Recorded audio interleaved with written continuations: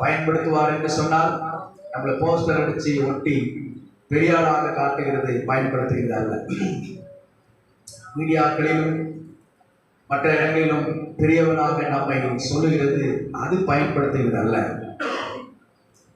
நமக்குள் இருக்கிற தேவனுடைய வல்லமை அநேகரை மறுரூபப்படுத்துகிறதால் தேவன் நம்மை பயன்படுத்துகிறது.